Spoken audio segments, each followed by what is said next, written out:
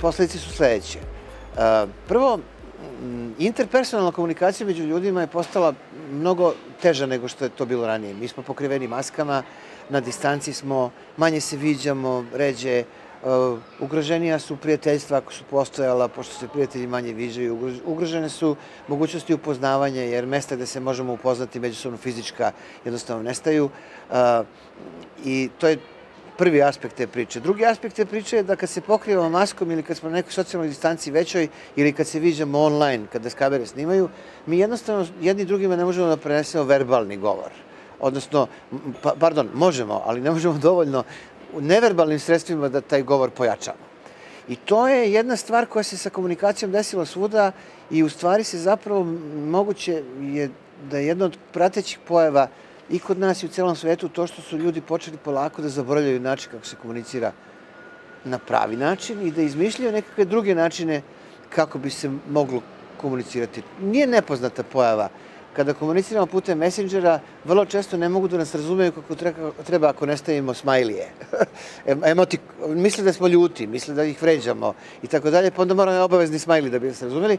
Pa na taj isti način ljudi će morati, ako ovo bude potrajalo, ili su se već snašli koliko toliko dok je ovo trajalo, da nađu nekakve drugačije načine komunikacije.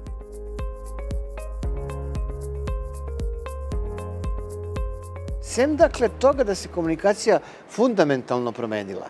Promenila se još jedna jako važna stvar, a to je ona je opterećena još nekim dodatnim faktorima. Jedan od dodatnih faktora je svakako taj da su ljudi postali, na primer, uplašeni. Uplašeni za svoje zdravlje. U Srbiji čak samo 20% ljudi nema bojazan nikakvu ili vrlo malo od korone, preostalih 80% ljudi su srednje, malo više ili mnogo uplašeni od posledica pandemije i svoje zdravlje. Mnogi od nas su upoznali ljude koji su oboleli od korone ili neki čak i preminuli. Nemamo nikog ko nema nekog, se kaže, a da nismo bili u kontaktu sa njim, da je imao situaciju korone u svojoj bližoj okolini. To je, dakle, strah za zdravlje. Strah za posao je takođe jedna od važnih stvari. U Sjedinjenim Američkim Državama Forbes je to objavio, 20 miliona njih je u strahu da li će se vratiti na posao, zašto je opet pa Forbes taj isti računa, potrebno 4 godine da se stara radna mesta obnove, ako se uopšte mogu obnoviti, neka ta mesta su prosto nestala. To je još jedna od zanimljivih komunikacijskih posledica krize, a to je mi smo se podelili na dve vrste radnih ljudi. Na takozvane essential workers, odnosno one koji su obavezni da rade, a to su, otko znam, vozači, dostavljači, medicinsko osoblje i tako dalje, i one za koje se ispostavljaju da mogu da rade i od kuće.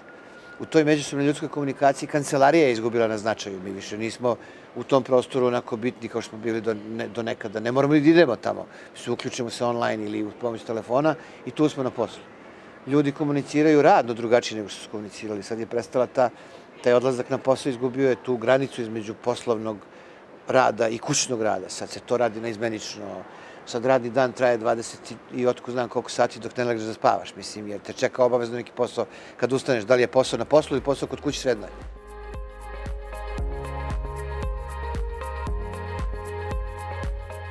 Ljudi su, dakle, sem što su u strahu i sem što su zabrinuti, ljudi se manje razumeju međusobno zbog toga što je polarizacija veća.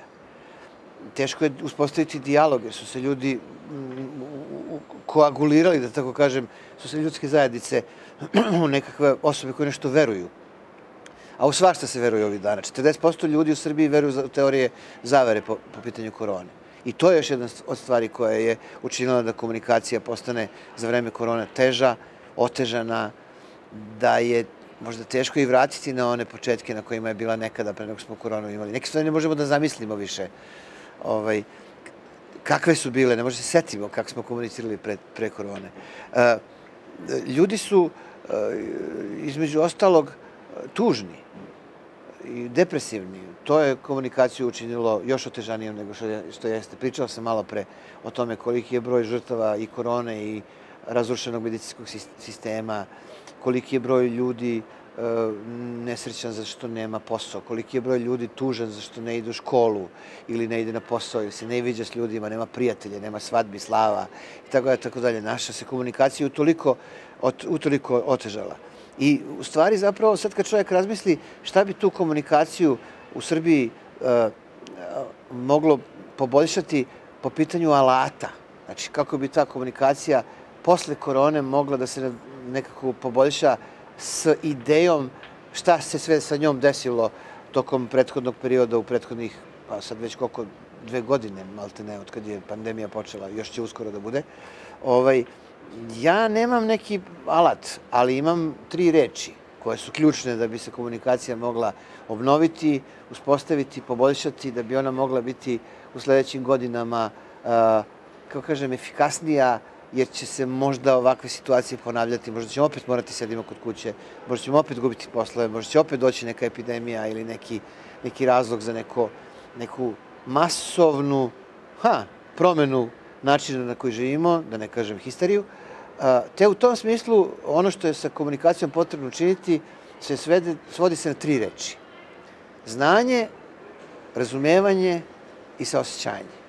Znanje da komunikaciju obavimo na profesionalno kvalitetan način ukoliko komuniciramo masovno, znanje da komunikaciju obavimo na prilagođen način ukoliko komuniciramo interpersonalno, hvala Bogu tih informacija o tome kako se može komunicirati ima, razumevanje, da razumemo da ljudi manje razumeju nego ranije, da teže shvataju, teže prihvataju, teže se slažu s nama, manje nerava imaju, dakle i to moramo da imamo u vidu, i kad komuniciramo individualno i kad komuniciramo masovno.